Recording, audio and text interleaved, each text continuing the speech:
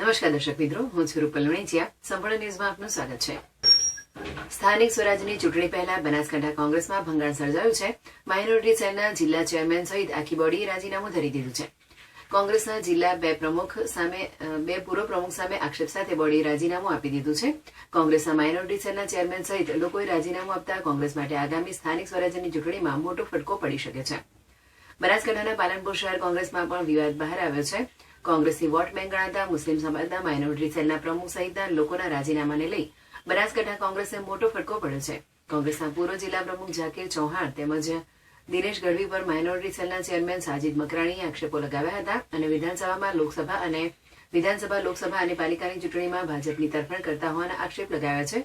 જ્યારે માઇનોરિટી સેલના હોદ્દા અથવા મુસ્લિમ સમાજનું મહત્વ ન હોય તે રીતે કોંગ્રેસે અવગણના કરી છે. જોકે માઇનોરિટી સેલની બોડીએ કોંગ્રેસ પ્રદેશ પ્રમુખ સહિત મલ્લિકાર્જુન ખડકે અને રાહુલ ગાંધી સુધી પણ રજૂઆતો કરી છે અને આ રજૂઆતોનું પરિણામ ન મળતા મંગળવારે પાલનપુર ખાતે પ્રેસ કોન્ફરન્સ કરી અને માઇનોરિટી સેલની બોડીએ રાજીનામું ધરી દીધું છે. જોકે પાલનપુર નગરપાલિકાના કોંગ્રેસના કોર્પોરેટરનો ગજગ્રાહ કોંગ્રેસના ભંગાણ સુધી પહોંચ્યો છે અને જે પ્રકારે પાલિકાના કોર્પોરેટર અબરાર શેખ, જિલ્લા કોંગ્રેસ પૂર્વ પ્રમુખ ઝાકીર ચૌહાણ પર આક્ષેપો કર્યા છે, ત્યારે માઇનોરિટી સેલના પ્રમુખ મરિયમ મિર્ઝાએ પણ નગરપાલિકાના કોર્પોરેટર અબરાર શેખે તેમને ધાકધમકી આપવાના આક્ષેપો કર્યા છે અને આ આક્ષેપો સાથે રાજીનામું આપ્યું છે. જિલ્લામાં ભાજપ સ્થાનિક સ્વરાજ્યની ચૂંટણીઓની તૈયારીઓ કરી રહ્યું છે, તો બીજી તરફ કોંગ્રેસમાં તૈયારી પહેલા રાજીનામાનો દોર શરૂ થયો છે. જિલ્લાના કોંગ્રેસ પક્ષના આગેવાનોથી કોંગ્રેસ માઇનોરિટી સેલ નારાજ થયો છે અને આ નારાજગી રાજીનામા સુધી પહોંચી છે. ત્યારે અત્યારે તો કોંગ્રેસમાં ભૂકંપ સર્જાયો હોય તેવી પરિસ્થિતિનું નિર્માણ થયું છે. હું મરિયમ મિર્ઝા, બનાસકાંઠા માઇનોરિટી કોંગ્રેસને ઉપપ્રમુખ. મેં મારા સમાજ માટે જે અવાજ ઉપાડી ને જેના લીધે હું નગરપાલિકામાં ગઈ તો કોર્પોરેટર અબરાર શેખ મને આવીને અપમાનિત થાય એવા શબ્દ વાપર્યા, બરાબર, ને મારા હંગાત ગેરરીતે વાત કરી અને મને ધમકી પણ આપી કહે છે કે તમને હું કઈ બી રીતે ઉઠાવી લેશું. તો એના લીધે મેં પોલીસમાં ફરિયાદ પણ કરેલી છે અને આગળ હું કોર્ટમાં કેસ પણ કરીશ અને જ્યાં સુધી લડવાનું હશે ત્યાં સુધી હું અબરાર શેખને લડીશ. હું મારા પ્રમુખ સાથે મેં રાજીનામું આપ્યું. હું સાજિદ મકરાણી, બનાસકાંઠા જિલ્લા કોંગ્રેસ માઇનોરિટીનો ચેરમેન છું. મારી સાથે અમારા ઉપપ્રમુખ છે, મહામંત્રી, મંત્રી પણ છે. છેલ્લા 35 વર્ષથી માઇનોરિટી સાથે અન્યાય થઈ રહ્યા છે, પણ કોંગ્રેસ આંખ આડા કાન કરી રહી છે. માઇનોરિટી વિસ્તારમાં કામ થતા નથી અને ઝાકીર હુસેન ચૌહાણ જે મોટા નેતા તરીકે ખુદને દર્શાવે છે એ પણ માઇનોરિટીનું કોઈ ધ્યાન આપતા નથી.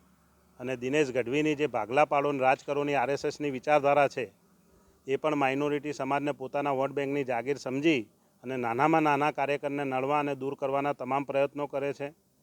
પણ મારા વિસ્તારની અંદર અમારા જે લોકોએ રજૂઆત કરી ભૂગર્ભની ગટરની, જે રમજાન મહિનામાં ભૂગર્ભના પાણી ઘરમાં ઘૂસી ગયા હતા એને લઈને, તો અબરાર શેખ જે કોર્પોરેટર ખુદને જિલ્લે હિલાઈ સમજે છે કે શું, પોતાને અહેમદ પટેલ સમજે છે કે શું પાલનપુરનો, એ પોતે દિનેશ ગઢવી અને ઝાકીર હુસેન ચૌહાણના ઇશારે જેમ તેમ અમારા હોદ્દેદારને, અમારા મુસ્લિમ સમાજની દીકરીને ધમકી આપી જાય, ઘરે આવીને ફોન ઉપર જેમ તેમ ગેરવર્તન કરે, અભદ્ર ટિપ્પણીઓ કરે.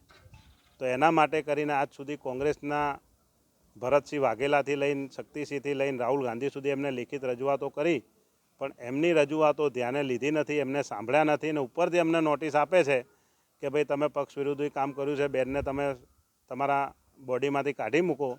તો અમે બેનને તો નહીં કાઢીએ, કારણ કે એ અમારી સમાજની શિક્ષિત, નીડર અને ઉર્જાવાન મહિલા છે. અમે એના સપોર્ટમાં છીએ અને એમના જ સપોર્ટમાં આખી કોંગ્રેસ વિરુદ્ધ અમે આખી બોડી, અમારા 4-5 મેન આગેવાનો પ્રમુખ સહિત રાજીનામા આપે એટલે આખી બોડી ડિઝોલ્વ થાય, જેની આ રાજીનામાની કોપી છે. અમે અમારા ચેરમેનને પણ મોકલાવી દીધી છે અને જે આ લોકોનો કાળો ચિઠ્ઠો છે, બેને જે પણ કોર્પોરેટર ઉપર ફરિયાદ કરી છે વોર્ડ નંબર 4ના, એ આખો બંચ અમે તમને આપીએ છીએ. એના અંદરથી તમને જે પણ માહિતી જોશે ડિટેલમાં ફરિયાદ કર્યાની એ બધી મળી જશે.